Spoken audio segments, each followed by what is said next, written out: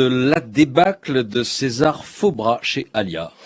Oui, Patrick César Faubras, c'est un pseudo, celui qui avait pris Gaston Sterckmann, soldat français mobilisé dès la Première Guerre mondiale, alors qu'il n'était âgé que de 16 ans.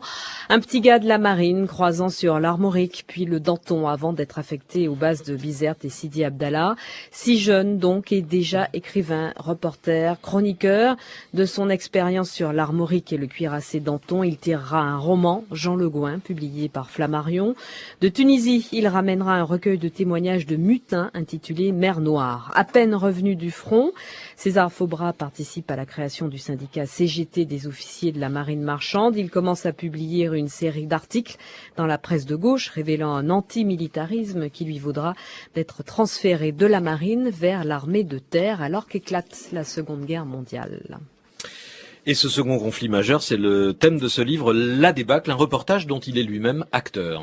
Oui, parce que Faubras a été fait prisonnier à Dunkerque en mai 1940, un mois avant l'armistice qui consacrera l'occupation nazie. Il est ensuite envoyé dans un stalag en Autriche jusqu'en mars 41. C'est au cours de ces mois de captivité, pendant les centaines de kilomètres à couvrir à pied au sein d'une colonne de prisonniers affamés, qu'il consigne des discussions et considérations générales des soldats français sur leur sort.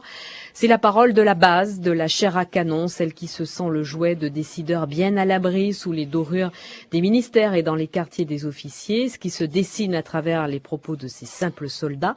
C'est tout sauf le patriotisme des livres d'histoire, plutôt une immense lassitude d'hommes qui pour beaucoup ont déjà été mobilisés en 14 et quand ils ne font pas partie des nombreux déserteurs, ne souhaitent qu'une chose, que cet armistice soit enfin signé pour qu'ils puissent rentrer chez eux, persuadés qu'ils sont qu'une fois les hostilités calmées, eux, prisonniers, pourront retrouver leur foyer.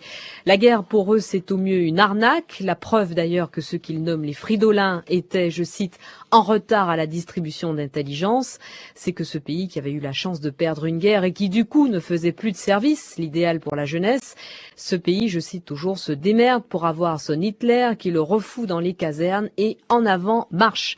La langue est truculente, parfois crue, mais cette crudité n'a rien de leste, plutôt le reflet du sentiment d'avoir été floué, un constat glaçant de la place infinitésimale du soldat dans le grand dessein de la guerre. Pour eux, par exemple, la ligne Maginot ne pouvait pas être efficace, sinon il n'y aurait pas eu de conflit. Or, les marchands de canons avaient besoin de travailler et d'écouler leur stock.